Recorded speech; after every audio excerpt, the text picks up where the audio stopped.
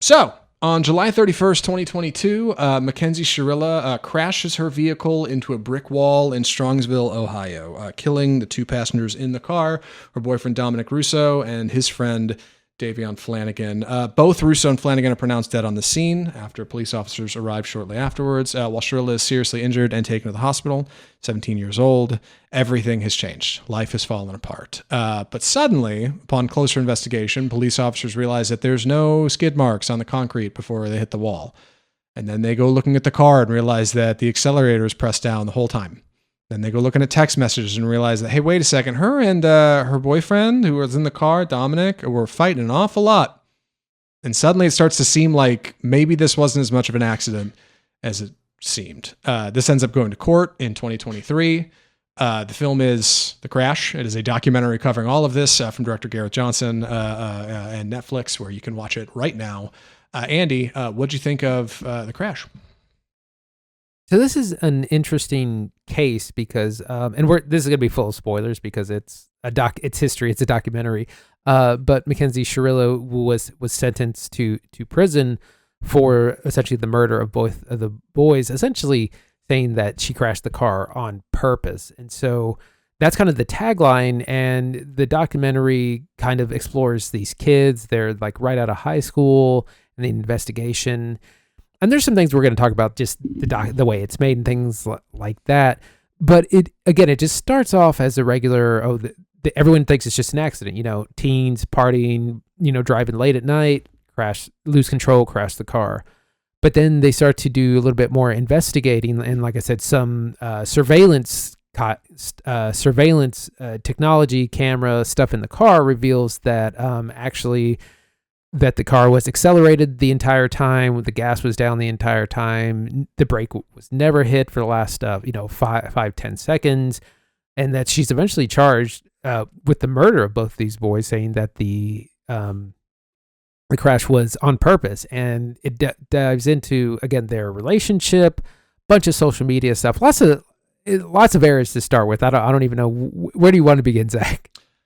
Yeah, I wish I could say I liked this and I liked what was going on here, but I think The Crash is indirectly an indictment of our system and our problems and how we as a culture perceive one another, to its fault, to its detriment, in a way that doesn't work, because that's not actually what the movie's about. The movie's just very, very straightforwardly about Mackenzie Shirilla killing these two people and then suffering the consequences of that. But the way it gets there is surveillance state, dog. Oh my God, the cops get everything from this girl and they just dump it all in this documentary. And I'm sitting in my living room at 1 a.m. watching this, watching clips from Mackenzie Shirilla's phone when she was 16, filmed with her boyfriend that were never meant to be seen by anybody. And I'm watching them and judging her. I don't know who this person is. I don't know anything about her. And this whole documentary is framed well, she's a murderer. And it's well, yeah, but she's also a stupid 17-year-old. I was a stupid 17-year-old. All of us were. Nobody should be treated to this. Nobody should have this happen to them. And her family's involved in this. She is involved in this production. It is a documentary that I think fundamentally kind of misses what's so interesting about this story, which is we just live in a funny time when we will needle each other and true crime podcast our way through any sort of violent, horrific nightmare of a problem, which is kind of what this movie's about. And I wish I could say I liked it as much as The Perfect Neighbor. I thought that movie was doing something a lot more clever, but this feels a lot like that, but in a way that I feel doesn't work. And I'm not a fan. I just kind of felt gross at the end of this movie. Yeah, I was going to say, it feels real gross and very invasive. It's very Gen Z. Mackenzie Shirilla was very much kind of a wannabe influencer, really into fashion. These are all affluent kids, and affluent neighborhoods are all wearing designer stuff. There's a great part where they're interviewing some guy from the school, and he has the most awesome jacket on I've ever seen in the interrogation room. And I'm what neighborhood is this? But, but Mackenzie Shirilla was someone who was on TikTok all the time. This is the TikTok generation. And that's where a lot of this footage is. And they have 4K footage of all the kids, because they're posting to TikTok all the time, posting to Instagram. They're trying to be Instagram famous, trying to be an influencer. And so there's, I mean, tons of footage from like years and years and years, and that feels a little gross to me. The part that is like surveillance state propaganda is that this case isn't solved without the CCTV footage that they got from the surrounding buildings, which showed the car accelerating for like 10 seconds, and also the what they called the black box inside the car itself, which gave data for the last 10 seconds of the drive. Without those two pieces of evidence, they don't have a case. And so it's kind of, it's propaganda for like, yeah, we need all this kind of surveillance stuff. Look, we solved a crime. And it's like, well, in this case you did, but do we really want that in our society?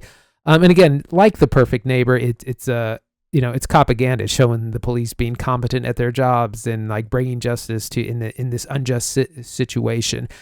There's also just so much left on the table. Like you could have really dived into, the influencer stuff or, drug culture of Gen Z, the parenting, like the parents, most of the parents are so stupid. They're like the dumbest parents of all time in this documentary, except for the Flanagans who had adopted three of these siblings. They're the only competent parents. Everyone's like, what are you thinking?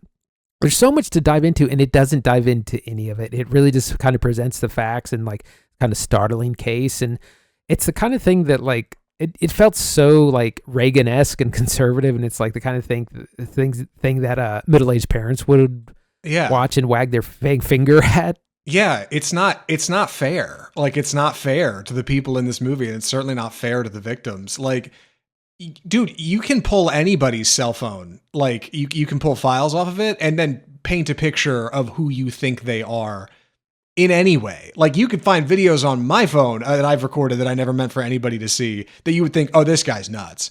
Or maybe you could find videos on Annie's phone and you'd think, oh, I didn't know this about him. Like, you see a private side of people that isn't public. Like, what's obvious in this documentary is Mackenzie Shirilla is a very stupid 17-year-old who thought that she and her friends were invincible like every 17-year-old does. And she was being dramatic and got in a fight and was like, I'm going to wreck this car. And then she did it. That's the really stupid part. 2 people died and her life is changed forever and fucked. I do not think it was intentional murder. Sorry, I don't mean to curse in this podcast. It just comes out sometimes. I don't know why I need to say that. It's fine. Anyway, you're all adults here. Anyway, like, I just find myself so frustrated with how this film, like you said, frames her as a villain. They cut to her like halfway through the movie. It's a big reveal that like, well, she was smoking reefer. She was smoking marijuana. And then it's like 60 videos of her phone of her like ripping blunts in the car, which kids think is cool. Like, I'm sorry kids think that's cool in America, where of course it is.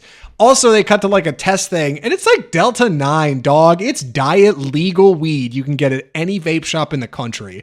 They might as well have been like smoking cigarettes and you're like, oh my God, cigarettes. Like, that's not even real. Like, that's not even real drama, but the film needs it to be because it needs Mackenzie Shirilla to be this villain, which it is. And that makes it all the more tragic when they cut to footage of like her and her parents, like crying in the courtroom and the victims' families crying in the courtroom. And it's like pain Olympics or something, dog. Yeah. It's just putting these people's lives on horrendous display so we can all log into Netflix and like watch with ads, like I don't like it. Yeah. This movie like made me feel icky in a way that like is not positive. Yeah. To me, the stupidest people in here, aside from, our 17-year-olds, are the parents. So a lot of the situation, I was just like raising my eyebrow. So Mackenzie Shirilla was living with her boyfriend Dominic while still in high school. Like, she was 17, he was 20. I was like, why are you at 20 years old dating a high schooler? Why are your parents allowing you, a minor, to live with your boyfriend? Why is Dominic's father allowing a minor to live in property that he owns? And it's just like, Mackenzie's parents, she's the one who was convicted. They're like, well, I'm not no one's a perfect parent, what do you, sometimes they just like, no, man, that's kind of your responsibility not to have like this terrible person in this, like, you're supposed to keep them safe. The parents are just like so stupid, and I think contributed to a lot of like the situation that's here. You could have like, no, you can't control your teens, but you can not have them in some of these situations that they did.